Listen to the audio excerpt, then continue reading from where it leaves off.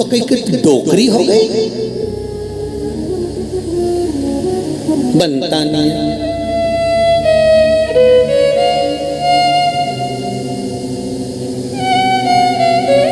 ये किसी एक के साथ नहीं, सबके साथ है। जब गाड़ी नहीं थी, 4 व्हीलर नहीं थी, तब नागनाथ भगवान से, ओड़ा नागनाथ में जाकर, परली बैजनाथ में जाकर, त्र्यंबकेश्वर जाकर भगवान को विनती कर कर कर आए थे, बाबा बस 4 व्हीलर गाड़ी आ जाए, फिर तो जब 15 दिन में, 8 दिन में, 10 दिन में मैं दर्शन करने आ जाऊंगा।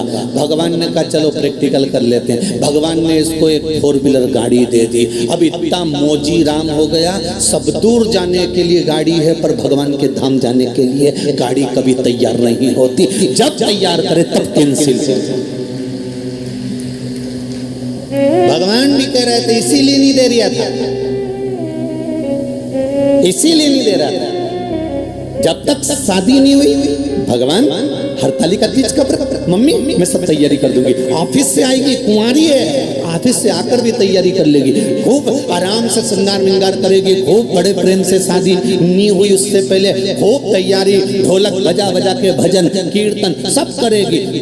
आसपास में माताओं को भी खिलाएगी, भाभी आना, काकी आना, हमारे यहाँ तीज का व्रत है, हमारे यहाँ तीज का व्रत है, हमारे यहाँ हरतालिका तीज का व्रत है, हमारे यहाँ फुलेरा बनेगा, हमारे यहाँ शंकर जी की पूजन, सबको किया। और शादी होने के बाद में अब 4 बार 5 बार सास कह रही है, बेटा अब तो उठ जा, कर ले कुछ थोड़ा बहुत तैयारी कर ले पूजन की।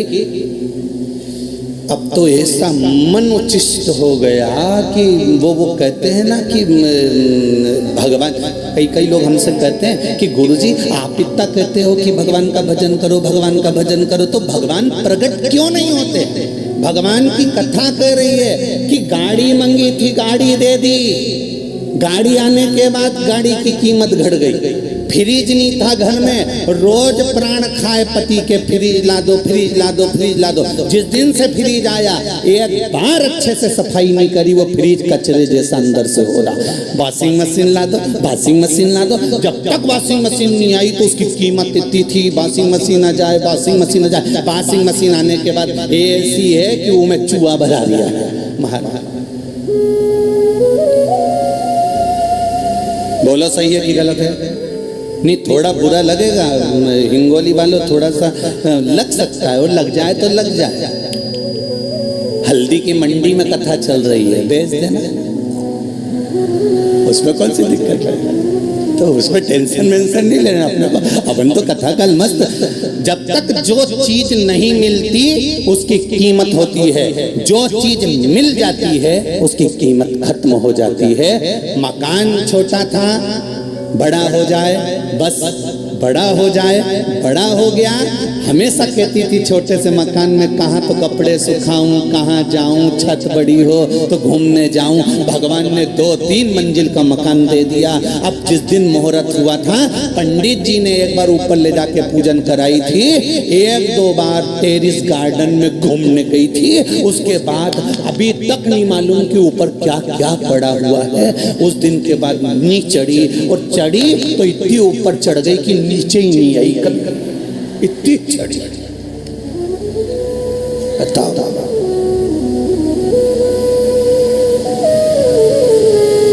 अब लोग कहते हैं हमसे कि गुरुजी आप कहते हो कि भगवान का भजन करो, तो भगवान प्रकट क्यों नहीं होता? तो भगवान इसलिए प्रकट नहीं होता कि गाड़ी मांगी, गाड़ी दे दी, गाड़ी की कीमत खत्म हो गई। 2 व्हीलर नहीं थी, 2 व्हीलर मांगी, 2 व्हीलर की कीमत मन से तो खत्म होगी ना। रानी हार था, नहीं था, रानी हार मंगवाया, बड़ा हार मंगवाया, चूड़ी मंगवाई, नहीं तो पीछा पकड़ के बैठी थी, ये मिल जाए, मिल जाए, मिल जाए, कितना अच्छा लग रहा है, एक बार तो दिला दो, और दिला दिया। फिर उसकी कोई कीमत नहीं है, वो पड़ा हुआ है, वो पड़ी हुई है, वो वॉशिंग मशीन, वो फ्रिज, वो मकान, वो गाड़ी, वो बंगला, सब पड़ा हुआ है। फिर कोई नई आसक्ति आ गई, अब ये चीज मिल जाए, वो चीज भी मिल जाती है, फिर उसकी आसक्ति खत्म हो जाती है। अब इसमें कोई मन नहीं है, इसमें कोई आनंद नहीं है। उसी तरह शिव महापुराण की कथा कहती है कि भगवान प्रकट क्यों नहीं होता?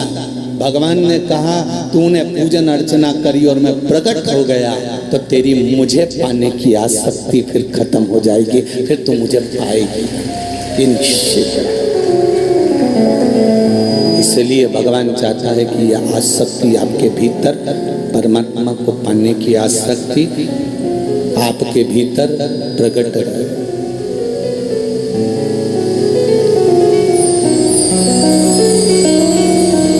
आपके भीतर प्रकट, इसीलिए कहा शिव अर्चना का सुख ही दूसरा है।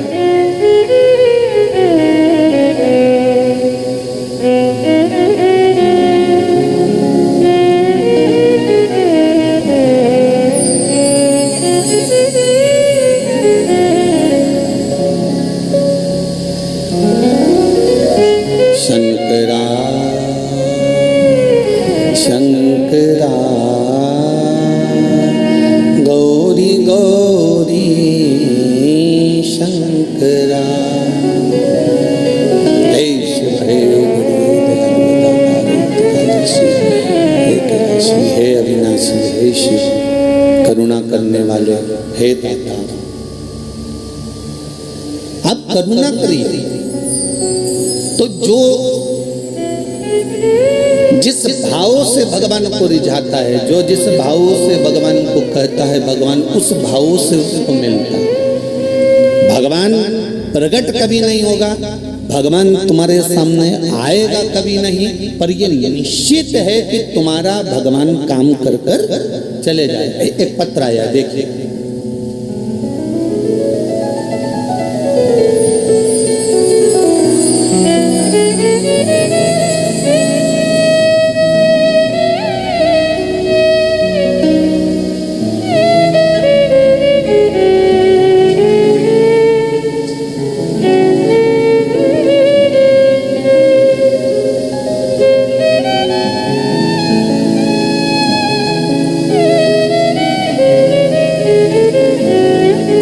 जायसवाल नागपुर महाराष्ट्र से आई हैं। कहीं बैठी हो मीना जी तो दोनों हाथ हिलाइएगा, खड़े होकर दोनों हाथ हिलाइए। जहां भी कहीं बैठे हो तो हाथ हिला, आप ही हैं, दोनों हाथ हिला दो एक बार। हर हर महादेव। मैं मीना जायसवाल नागपुर महाराष्ट्र से आई हूँ गुरुजी। हालांकि मैं 12 अगस्त 2022 को मेरी बहन और उनका परिवार अयोध्या दर्शन के लिए गए थे। वहां से 14 अगस्त 2022 को हम नेपाल पशुपतिनाथ दर्शन को जाते समय रास्ते में मेरी बहन की तबीयत अचानक खराब हो गई और वो बेहोश हो गई। उसका शरीर ठंडा पड़ गया।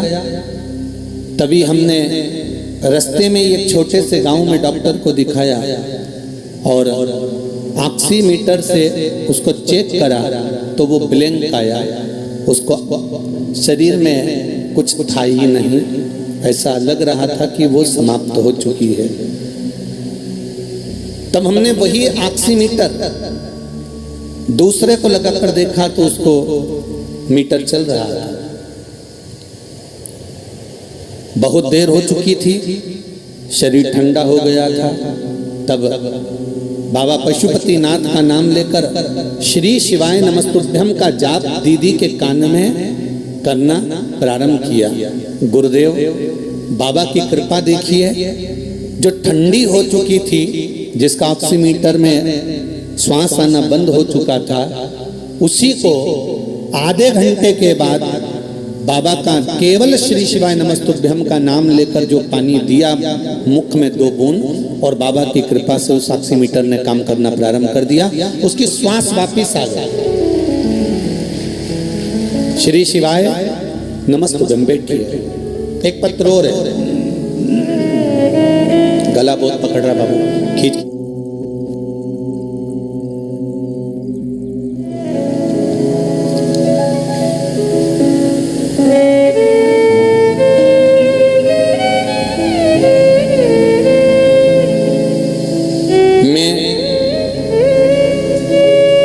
बालाराम सिंह लक्ष्मण सिंह ठाकुर, मालेगांव बाजार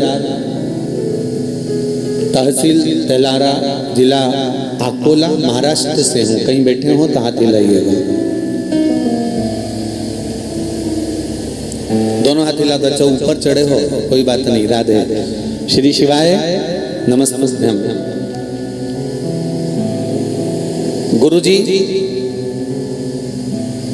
श्री शिवाय नमस्तुभ्यम मंत्र की क्या महत्वता है? मेरा पोता जिसका मैंने फोटो लगाया है, फोटो भी भेजा है उन्होंने, ये पोते का फोटो है।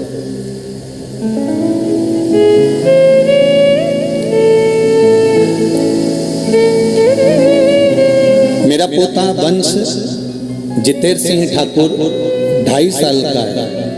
17 अगस्त 2021 को उसे डिप्थीरिया हार्ट सर्प नामक एक बीमारी होती है जो जानवरों में होती है। वो बीमारी मेरे पोते को हो गई। अकोला जिले के हॉस्पिटल में दिखाया।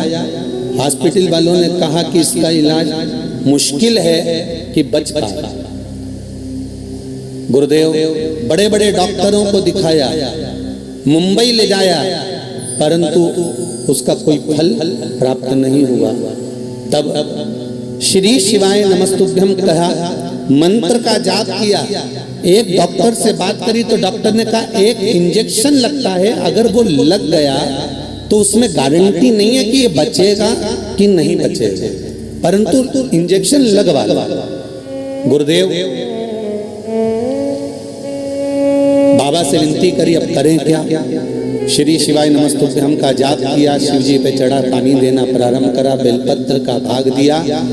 डॉक्टर का चलकर फोन आया कि आप इंजेक्शन लगवाओ, मैं गारंटी देता हूं कि अब ये बच्चा ठीक हो सकता है। और बाबा की कृपा से मेरा पोता ठीक हो गया। ये शिव जी की कृपा है। नहीं तो कभी कोई डॉक्टर इतने सिचुएशन में गारंटी ले ही नहीं सकता। गुरुदेव जब मुंबई तक के डॉक्टर ने मना कर दिया, सबने कह दिया कि नहीं हो सकता, नहीं हो सकता, नहीं हो सकता, में कार्य होना ये शिव की कृपा के बिना नहीं हो सकता, शंकर की करुणा के बिना नहीं हो सकता। बैठिए भाई बैठिए। श्री शिवाय नमस्तुभ्यम।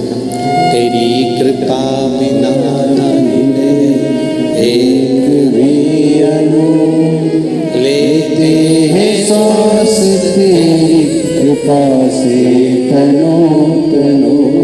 हे गंगाधार मुक्ति द्वार ओंकार तू, बोले ओंकार तू, आयो शरण तिहारी शंभो तार तार तू।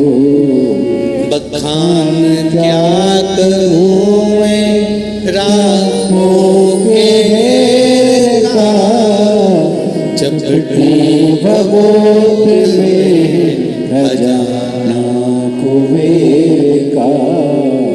हे गंगाधार मुक्ति द्वार ओंकार तू, बोले ओंकार तू, आयो शरण तिहारी शंभो तार तार तो। भगवान शिव का स्मरण, शिव भक्ति का मंत्र जाप कोई साधारण नहीं होता। हम तो आप लोगों से भी कहेंगे, हिंगोली वालों से भी कहेंगे, जितने लोग हिंगोली के यहाँ कथा श्रवण कर रहे हैं और जितने लोग आस्था चैनल पर, फेसबुक, यूट्यूब पर ये हरतालिका शिव महापुराण की कथा को सुन रहे हैं, ध्यान से श्रवण करना। मेरा बाबा, आप जिस भाव से शिव महापुराण की कथा में जाकर बैठते हो, जिस भाव से भगवान का भजन करते हो, ये निश्चित है कि 3 महीने में मेरा भोलेनाथ आपकी झोली पर ही रहेगा। प्रैक्टिकल देखिए। थोड़ी सी देर का क्रोध आया, गुस्सा आया, चक्कू उठाया, तुमने उसके पेट में मार दिया। कितनी देर लगी? 2 मिनट, 5 मिनट, 10 मिनट, 15 मिनट। पेट में चक्कू, पेट में चक्कू मारा, मर गया। पुलिस पकड़ कर ले गई, अदालत थाने में पटक दिया, बोलो पटका कि नहीं पटका?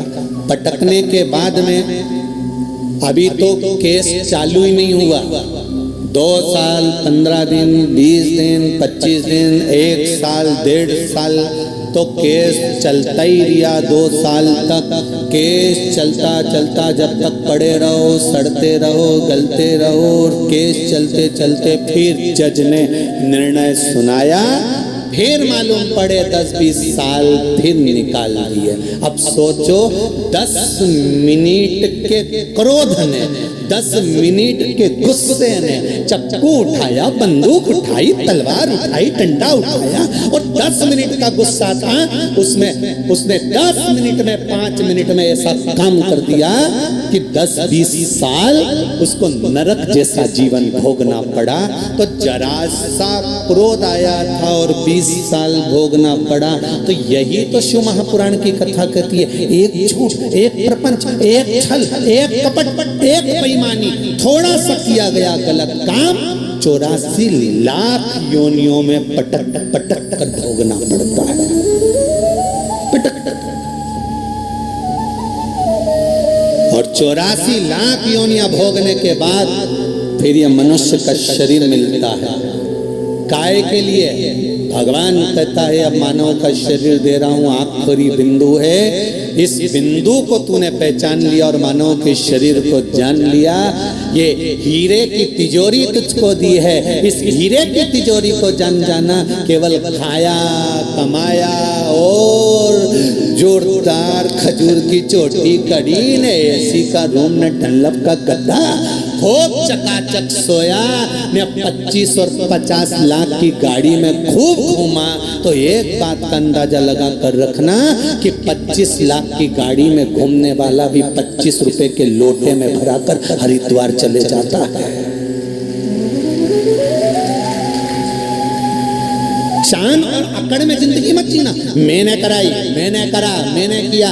और जितने लोग भी शिव महापुराण की कथा को यहाँ करवा रहे हैं या आगे भी हमारी जो कथा होने वाली है, उनसे भी निवेदन है, कभी छाती ठोक कर मत कहना कि कथा मैंने कराई। कथा तो मेरा देवाधिदेव महादेव कराता है, आप नहीं, शंकर कराता है, शंकर करता है और शंकर ही सुनता। हमारी सामर्थ्यता नहीं है कि हम कुछ कर सकते। अंदाजा निकाल दो, छोड़ो कि हमने कुछ करा। देवराज बेलपत्री के वृक्ष के नीचे प्राणों को त्यागा,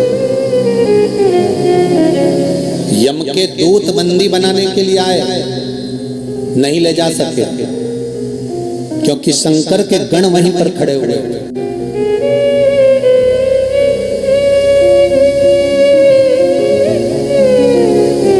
शिव के गण वहीं पर है।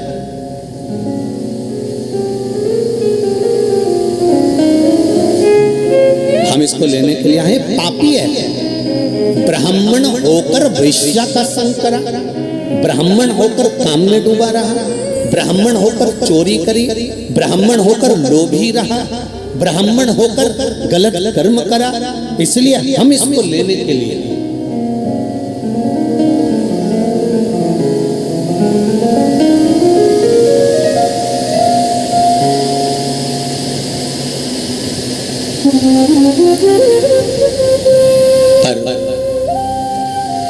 शंकर भगवान के गणों ने कहा तुम इसको ले जा नहीं सकते, कारण कितना भी बड़ा पापी हो, कितना भी बड़ा लोभी हो, कितना भी बड़ा कामी हो, कितना बड़ा भी अहंकारी हो, बेलपत्री के वृक्ष के नीचे इसके प्राण छूटे।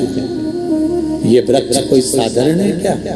जिस वृक्ष के नीचे 64 योगनियां, जिस वृक्ष के नीचे लक्ष्मी झाड़ू लगाती हो, जिस वृक्ष के नीचे नारायण भगवान शंकर का गुणगान करते हो, जिस वृक्ष के नीचे ब्रह्मा बैठने के लिए तरसते हैं, जिस वृक्ष के नीचे इंद्र पारिजात वृक्ष को लाकर भी समर्पित कर छोटा बन गया, जिस वृक्ष के नीचे 33 कोटि देवता बैठकर भगवान शंकर से वर प्राप्त कर लेते हैं, जिस वृक्ष के नीचे पापी से पापी जीव का भी उद्धार हो जाता है, उस वृक्ष के नीचे ये बैठा है जहां इसके प्राण छूटे हैं।